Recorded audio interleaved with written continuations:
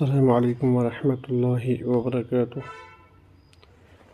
مسابقے کے مشارکین کے لیے آج 17th کلاس ہے۔ اس سے پہلے پچھلی 16 کلاسوں میں ہم نے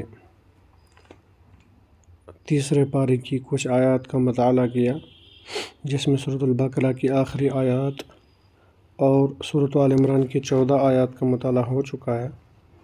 آج 15th آیت ہے اور 17th کلاس ہے۔ اعوذ باللہ من الشیطان الرجیم، بسم اللہ الرحمن الرحیم۔ قل أنبئكم بخير من ذلكم للذين اتقوا عند ربهم جنات تجري من تحتها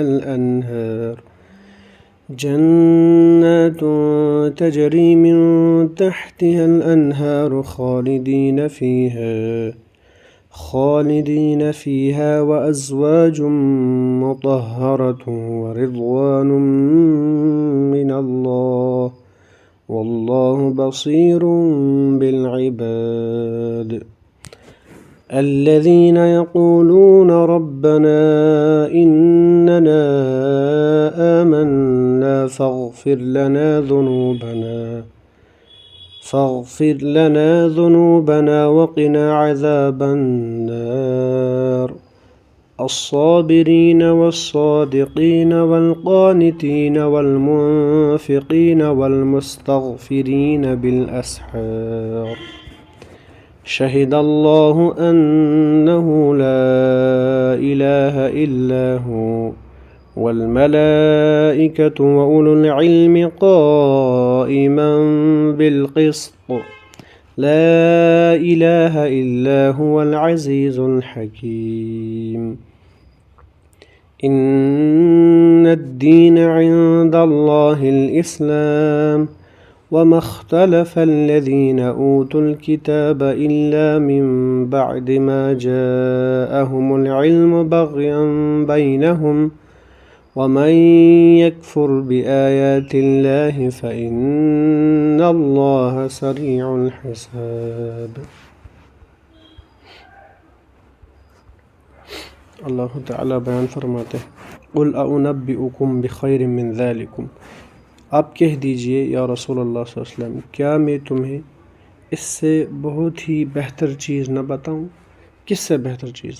کل کی آیت میں اللہ تعالیٰ نے کچھ چیزوں کا ذکر کیا تھا، جن میں عورتیں، اولاد، مال و دولت، سونا چاندی، کھیتی باڑی، ان چیزوں کو اللہ تعالیٰ نے بیان کیا تھا کہ فطری طور پر، طبعی طور پر ایک انسان ان سے محبت کرتا ہے۔ اللہ تعالیٰ نے آزمائش کے لیے انہیں مزین بھی کیا ہے۔ اگر شریعت کے دائرے میں ان سے محبت کرے تو ٹھیک، اگر شریعت سے باہر نکل گئے تو یہ انسان کے لیے وبال ہے۔ اللہ تعالیٰ اب کہہ رہے ہیں، کیا میں تمہیں اس سے بہت ہی بہتر چیز نہ بتاؤں؟ تقوی والوں کے لیے ان کے رب کے پاس جنتیں ہیں۔ للذین اتقوا عند ربهم جنات تجری من تحت الانہار، اور ان جنت کی صفات کیا ہوں گی؟ جن کے نیچے نہریں بہہ رہی ہیں، جن میں وہ ہمیشہ رہیں گے، خالدین فیہا۔ اور ایک چیز اس جنت کی خصوصیت کیا ہے؟ وازواج مطہرہ، اور پاکیزہ بیویاں، ورضوان من اللہ، اور اللہ تعالیٰ کی رضامندی، واللہ بصیر بالعباد، اللہ تعالیٰ بندوں کی سب بندے اللہ کی نگاہ میں ہیں، یعنی اللہ تعالیٰ بندوں کے افعال سے جو ہے باخبر ہے۔ اس آیت میں اہل ایمان کو بتلایا جا رہا ہے کہ دنیا کی مذکورہ چیزوں میں ہی مت کھو جانا، یعنی جو اوپر ذکر کیا گیا، نساء، بنین، اولاد، قناطیر المقنطرہ من الذہب والفضہ، یا خیل مسومہ، اسی طرح سے انعام، حرث، انہی میں مت کھو جانا، بلکہ ان سے بہتر وہ زندگی ہے اور نعمتیں ہیں جو رب کے پاس، جن کے مستحق اہل تقوی ہی ہوں گے۔ اس لیے تم تقوی اختیار کرو۔ اگر یہ تمہارے اندر پیدا ہو گیا تو یقیناً تم دین و دنیا کی بھلائیاں اپنے دامن میں سمیٹ لو گے۔ دیکھیے، اگر ہم جو اوپر چیزیں ذکر کی گئی تھی ان میں اتنے مگن ہو جائے، آخرت کو بھول جائے، ہو سکتا ہے دنیاوی ہمیں لگے کہ ہمیں مفاد حاصل ہو گیا، لیکن آخرت کے بڑے فائدے سے جو ہے محروم ہو جائیں گے۔ لیکن اگر ہم اس کے ساتھ ساتھ ایک لمٹ میں ان کے ساتھ محبت کریں، شریعت کے دائرے میں، پھر تقوی اختیار کریں، اللہ تعالیٰ ہمیں دین و دنیا کے بھلائیوں سے نوازے گا۔ پاکیزہ یعنی اب اس میں ایک اور چیز بیان کی وہ ازواج مطہرہ۔ پاکیزہ یعنی وہ دنیاوی میل کچیل ہے جو نفاس اور دیگر آلودگیوں سے پاک ہوں گی، یعنی ان حوروں کی، ان ازواج کی کیا خصوصیت ہوگی؟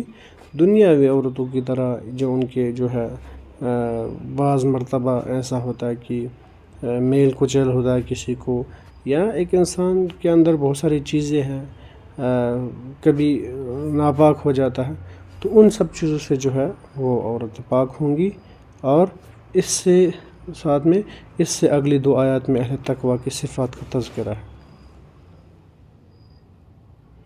اب اس کے بعد بیان فرمایا اللہ تعالیٰ نے الذین یقولون ربنا، جو کہتے ہیں کہ اے ہمارے رب، ہم ایمان لا چکے، اننا آمنا فاغفر لنا، ہمارے گناہ معاف فرما، ذنوبنا وقنا عذاب النار، اور ہمیں آگ کے عذاب سے بچا۔ اور ساتھ میں فرمایا اللہ تعالیٰ نے الصابرین، جو صبر کرنے والے، والصادقین، سچ بولنے والے، والمنفقین، اور فرما برداری کرنے والے، اور جو ہے منفقین نے، والقانتین، فرما برداری کرنے والے، اور منفقین، اللہ کے راہ میں خرچ کرنے والے، اور پچھلی رات کو بخشش مانگنے والے۔ پچھلی رات یعنی رات کے والمستغفرین بالاسحار، آخری حصے میں جو ہے اللہ سے بخشش طلب کرنے والے مومنین کے اللہ تعالیٰ نے صفات بیان کی۔ اس کے بعد بیان کیا اللہ تعالیٰ نے شہید اللہ نے گواہی دی، اور فرشتے اور اہل علم اس بات کی گواہی دیتے ہیں کہ اللہ کے سوا کوئی معبود نہیں، قائما بالقسط، اور وہ عدل کو قائم رکھنے والا ہے، لا الہ الا هو العزیز الحکیم، اس غالب اور حکمت والے کے سوا کوئی عبادت کے لائق نہیں ہے۔ یہاں پر شہیدہ کے کیا معنی ہیں؟ شہادہ کے معنی بیان کرنے اور آگاہ کرنے کے ہیں، یعنی بیان کرنے کے معنی میں ہے، یعنی اللہ تعالیٰ نے جو کچھ پیدا کیا اور بیان کیا، اس کے ذریعے سے اس نے اپنی وحدانیت کی طرف ہماری رہنمائی فرمائی۔ اللہ تعالیٰ نے ہماری جو ہے آگاہی، ہماری رہنمائی کیسے کی؟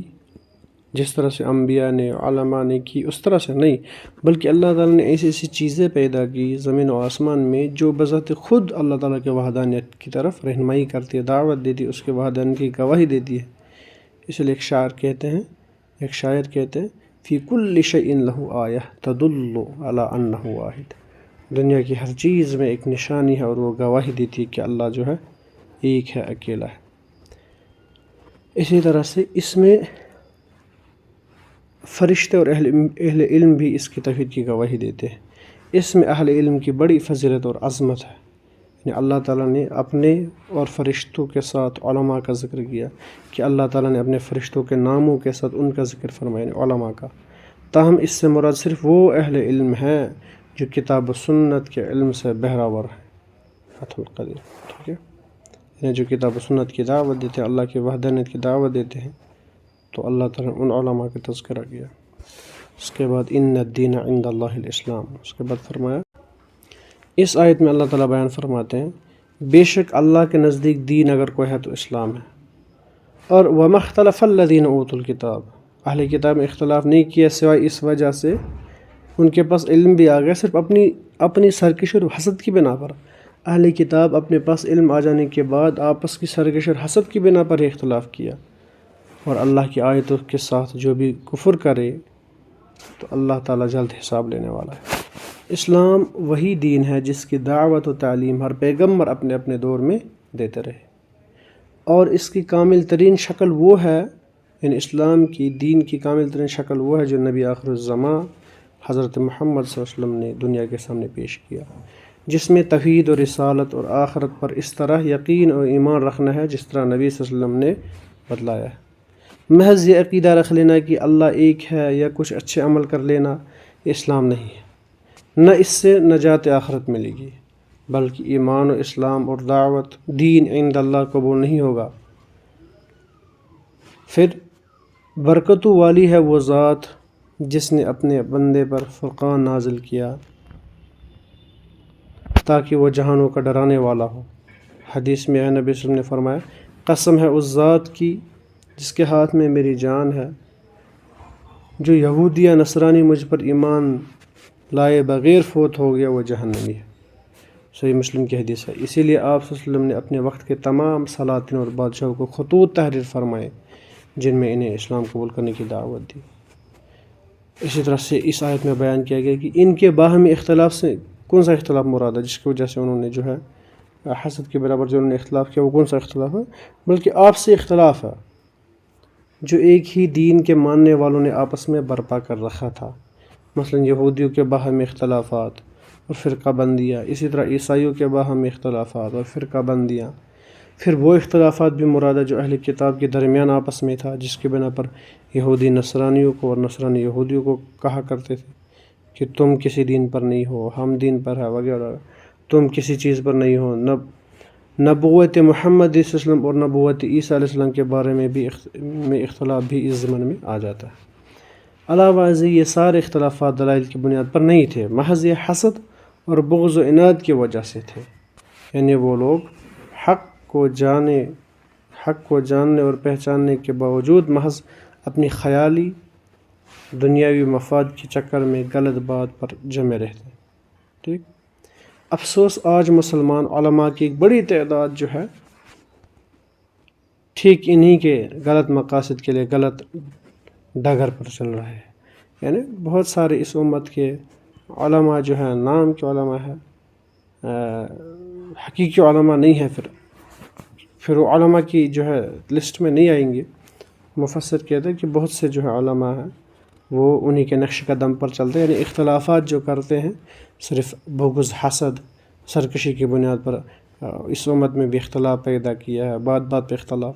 حالانکہ حقیقی طور پر اگر کہیں پر اختلاف ہوگا اس کا مقصد، اس کے پیچھے نیت بھی ہونی چاہیے کہ دوسرے کی اصلاح ہو جائے، حق کو بیان کیا جائے۔ اسی طرح سے یہاں پر آیتوں سے مراد وہ آیت ہے جو اسلام کی دین الہی ہونے پر دلالت کرتی ہے، یعنی اسلام کے لیے جو آیت اللہ تعالیٰ نے نازل کی کہ اسلام ہی دین الہی ہے، اس کے بارے میں جو آیت اگر کوئی ان کا انکار کرتا ہے تو اللہ تعالیٰ ان پر جو ہے پکڑ کریں گے۔ آج کے لیے اتنا کافی، انشاءاللہ باقی کل کی کلاس میں دیکھتے ہیں۔ السلام علیکم۔